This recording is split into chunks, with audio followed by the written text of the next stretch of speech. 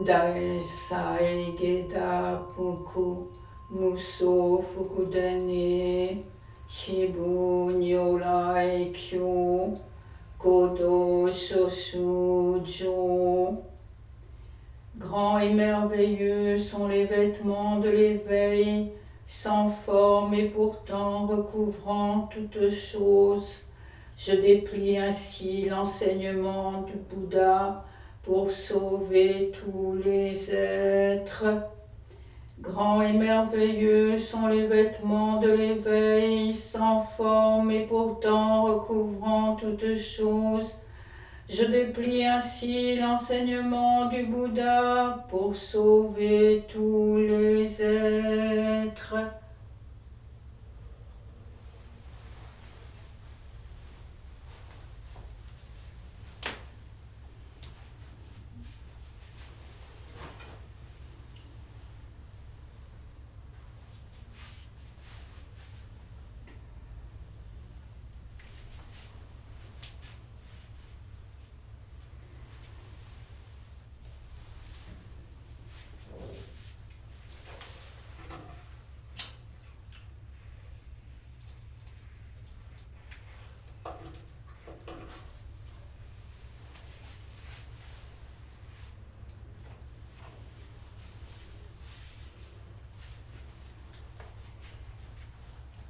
Bonjour.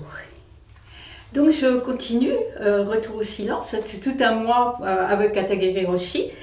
Dans le texte précédent, il nous avait dit « le je doit appartenir au je exactement, intimement », le je, le soi. Donc aujourd'hui, nous allons parler de cette intimité, intimité avec soi-même, intimité avec nos actions quotidiennes. Il nous explique que la forme, c'est-à-dire nos actions quotidiennes, ce n'est pas un moyen pour quelque chose, mais que cette forme est profonde et insondable. Il nous dit que cela, c'est notre vie, sans début, sans fin.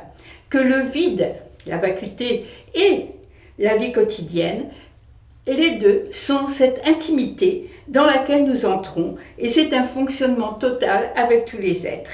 Donc il faut bien comprendre que le mot intimité, que Maître Dogen aussi utilise très souvent, ce n'est pas, comme nous l'entendons, quelque chose qui serait un repli sur soi-même, mais au contraire, c'est à travers l'intimité avec nous-mêmes, avec notre propre vie, que nous entrons, comme il le dit, en fonctionnement total avec tous les êtres. Et bien sûr, maintenant, on pourrait rajouter avec tous les êtres et avec tout ce qui existe, toute la terre et tout le végétal, etc., etc. Donc, ce dont il nous parle ici, en fait, c'est toujours la même chose, c'est de comment vivre. Voilà le texte. Une intuition intellectuelle très profonde peut nous montrer comment la vérité et le monde des phénomènes travaillent de concert. Ils ne sont pas séparés. Dans toutes les religions, on peut faire l'expérience que Dieu est en nous, que la vérité est en nous. C'est ce qu'on appelle l'illumination. C'est l'unité du phénomène et du noumen. Noumen au sens de la réalité transcendante, en fait. Du monde et de la vérité, de la forme et du vide, c'est l'unité. Mais la question reste posée, comment réaliser la vérité ou le vide dans la vie quotidienne, dans la forme ? Le vide et la vie quotidienne travaillent ensemble, mais nous ne comprenons qu'imparfaitement cette unité, cette intimité. C'est-à-dire que, en fait, nous ne nous voyons pas comme faisant partie de cette intimité, nous percevons cette intimité à distance, alors que le but ultime est de rentrer dans l'intimité elle-même. Donc l'autre fois, on avait dit, enfin cette expression que je trouve intéressante, c'est que nous avons parlé de faire partie de la connaissance qui existe pour nous, en nous et à chaque instant de notre vie. Et aujourd'hui, le but ultime, c'est d'entrer dans l'intimité elle-même, parce que c'est là que nous devons vivre notre vie quotidienne. Et bien sûr, à ce moment-là, la question se pose du comment. Il dit, c'est-à-dire que nous devons vivre dans le monde du samsara. C'est pourquoi nous devons pratiquer après avoir atteint l'illumination, et par cette pratique ininterrompue, comprendre que la vérité et notre vie de tous les jours travaillent intimement ensemble. Graduellement, nous pouvons le voir, non pas avec nos moyens intellectuels, mais à travers notre corps et notre esprit. Nous pouvons sentir à quel point cette collaboration du vide et des phénomènes, de la vacuité et de notre vie de tous les jours, à quel point leur collaboration est intime. Alors pour nous faire comprendre, il va prendre une série d'exemples. Alors je trouve ça intéressant, je dis ça souvent, mais je trouve ça intéressant parce qu'il va chercher des exemples qui mettent en forme en fait cette intimité et mettent en forme ce qu'il appelle le fonctionnement total avec tous les êtres. Et la base de ces exemples, c'est, on pourrait dire, l'organisation, aussi bien au sens de la société que notre organisation personnelle, c'est-à-dire tout ce qui est culture, habitude, éthique, et puis les rites aussi, qui sont une partie de notre vie personnelle. Tout cela, il dit, c'est tout ce qui nous unit et nous permet de faire société, on pourrait dire, pour utiliser un mot un peu banal, de faire société ensemble. Voilà ces exemples. Dans la vie quotidienne, la forme se manifeste sous l'aspect de coutumes, d'habitudes, d'éducation, de structure sociale et d'éthique. Tout cela diffère d'une culture à l'autre, mais il doit exister une organisation telle que les hommes puissent travailler ensemble dans la société humaine, que les êtres humains. C'est ce qu'on appelle la culture, la constitution ou les lois. C'est également le but poursuivi, donc ce but de faire société, par des cérémonies ou des rites individuels comme le mariage ou les funérailles. En participant aux rites, on peut sentir intimement que ces coutumes individuelles nous unissent. N'est-ce pas ? Tout ce qui va être l'occasion de pouvoir ressentir que non, on n'est pas complètement détaché de tout ce qui existe autour de nous, mais qu'au contraire, nous en sommes partie et que nous faisons partie de ce tout.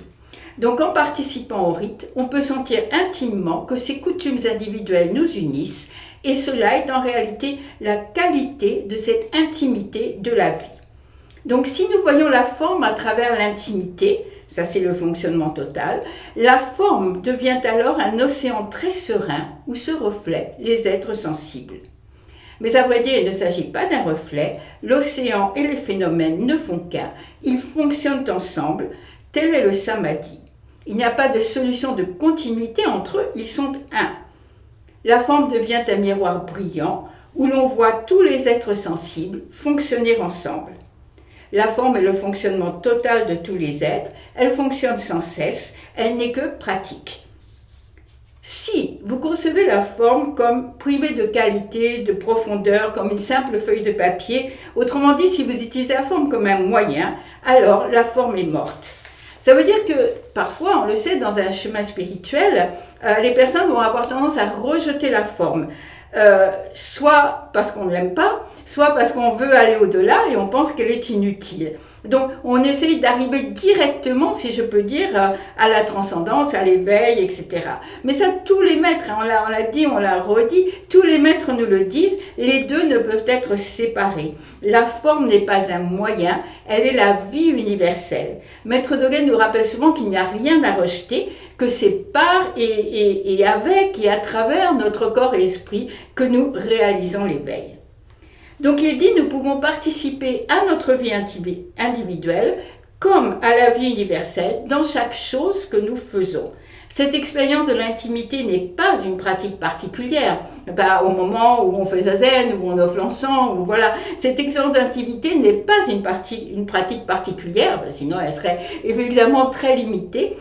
Ce n'est pas une pratique particulière à laquelle nous devrions nous consacrer en dehors de la vie quotidienne. Nous devons voir l'intimité dans la forme de la routine quotidienne.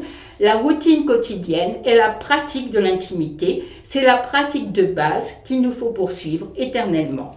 Poursuivre éternellement, c'est-à-dire cette pratique sans début, sans fin, qui n'a pas un point d'arrivée où nous aurions en quelque sorte dépassé la forme, parce que nous allons au-delà du par-delà, comme dit le texte, avec la forme et dans la forme.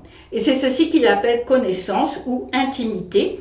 Nous faisons partie. Nous ne pouvons pas nous détacher pour monter directement au ciel. Maître Dogen nous dit, quand nous sommes intimes avec quelque chose, cette chose n'existe plus et nous non plus. Pas de traces, pas de reste, on l'a déjà dit aussi. Et un autre maître complète, nous entrons dans un univers qui est sans limite, un univers qui n'a ni commencement ni fin. À ce moment-là, toujours pour rester avec Maître Dogen, tous nos actes quotidiens sont Butsuji. Butsu c'est Bouddha, Ji c'est le travail. Donc tous nos actes quotidiens eh bien, deviennent un travail de Bouddha, que ce soit de faire la vaisselle ou laver ou aller travailler, prendre le bus, etc. Ce n'est pas réservé à un moment spécial de la méditation, de l'hôtel, etc. Mais tous nos actes, à ce moment-là, nous vivons notre vie dans le fonctionnement total de la réalité. Donc ça, c'est l'expression de la réalité ultime, c'est mettre notre vie entière dans chaque tâche, dans chaque instant. Et à ce moment-là, eh bien, nous vivons dans l'immensité. Merci.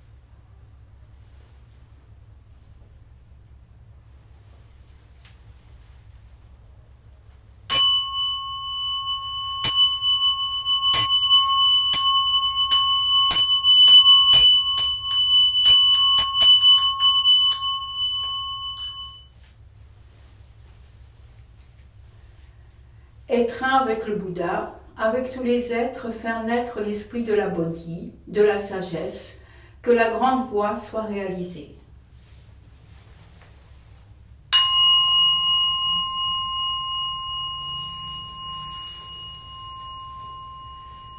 Être un avec le Dharma, avec tous les êtres, pénétrer profondément tous les enseignements, sagesse vaste comme le grand océan.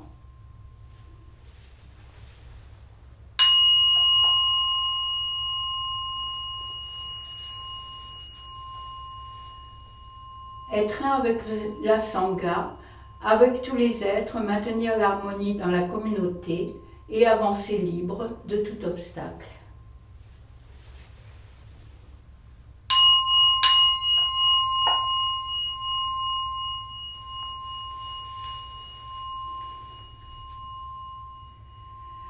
Aussi innombrables que soient les êtres vivants, je fais vœu de les sauver tous. Aussi insatiables que soient les désirs, je fais vœu de les éteindre tous. Aussi profonds que soient les enseignements du Dharma, je fais vœu de les étudier tous. La voie du Bouddha est sans fin, je fais vœu de la suivre.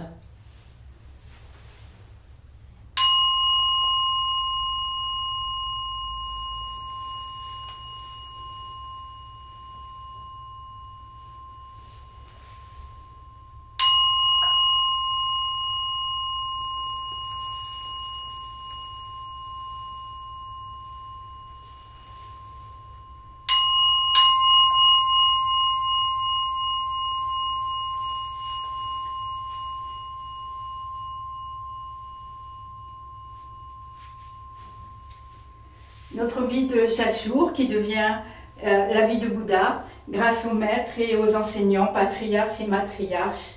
Kishizawa Roshi-sama, Minpo Iyan Dai Washo, Niwazenji-sama, Zuigaku Renpo Dai Washo, Noeri Roshi-sama, Hakusan Kojun Dai Washo, Moriyama Roshi-sama, Horin Daigyo Dai Washo, Horin Daigyo Dai Washo, Horin Daigyo Dai Washo. Et accompagné bien sûr par tous les bodhisattvas et par le bodhisattva Jizo. Om Kaka Kabisan Maeso Waka, Om Makakeraya Suwaka, Jizo-sama, Ohayo gozaimasu. Merci beaucoup, très bon week-end à vous tous dans l'immensité de notre vie.